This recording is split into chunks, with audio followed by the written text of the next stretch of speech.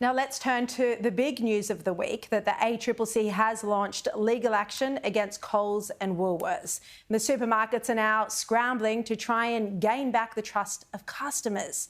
Now, if the ACCC's allegations are true, it is without question misleading and manipulative behaviour, especially during a cost of living crisis.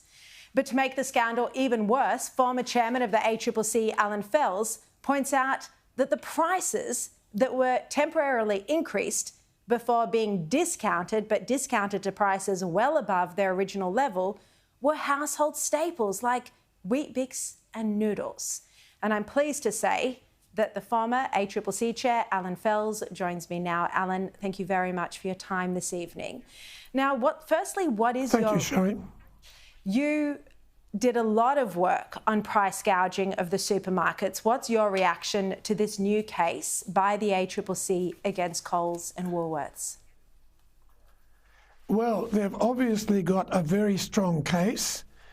They've got a lot of information from consumers and the internet, and then under the law, Coles and Woolies, having made their claims about discounts, have to be able to substantiate them.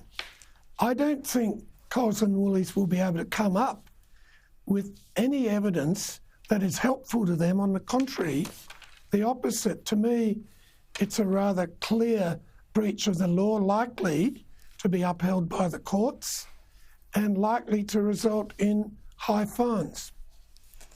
Now, if it is, in many cases it was obvious to consumers that this practice was happening, how is it possible that Woolworths and Coles directors, senior managers wouldn't have known about this? Do you think that this is an issue, that there should be scrutiny on what they knew? Yes, that's a very good point. As you said, if consumers knew about it, if you'd look up the internet and prove it, I would have thought any director, any senior manager worth their salt would know about it.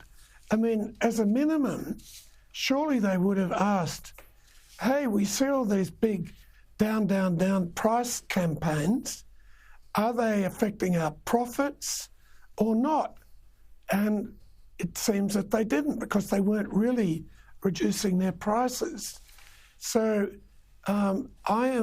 and the behaviour went on for well over a year, probably much longer.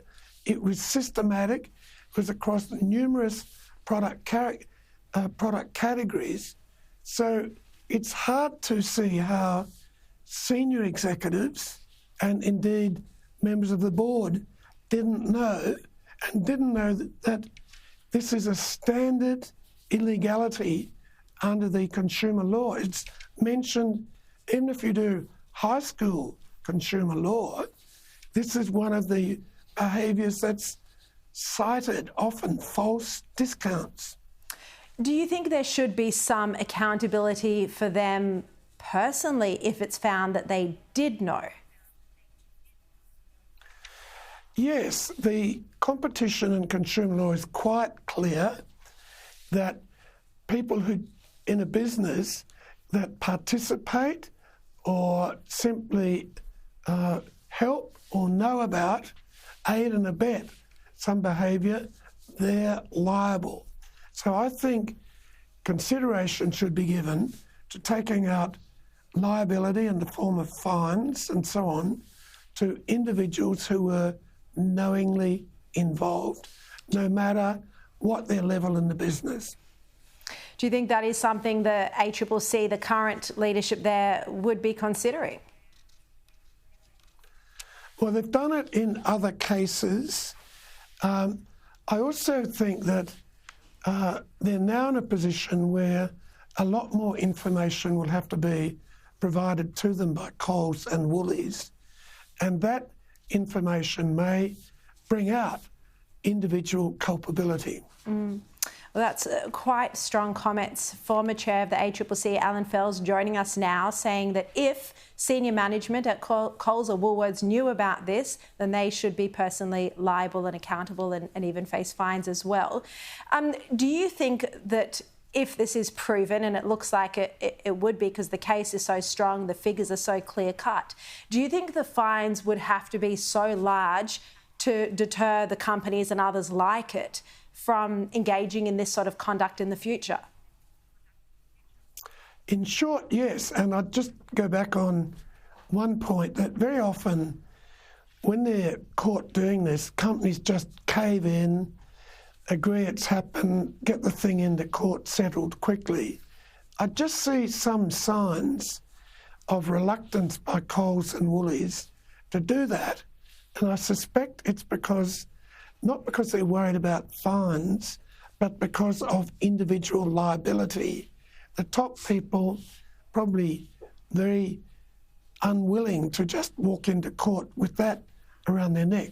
But on your bigger point, I think it's obvious, if the claims hold up, that there will be very large fines for the businesses, because the businesses tend to regard it as a cost of doing business. We're going to do something very profitable.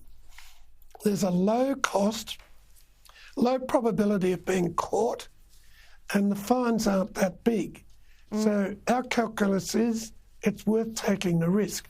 Now, recently the law was changed that a court, in setting a fine, can take into account this cost of doing business psychology and set a really high fine that means that companies will pay so much that they have to take real notice of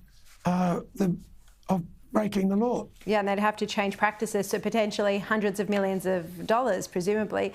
Allan Fels, really appreciate your time and insights tonight. Thank you.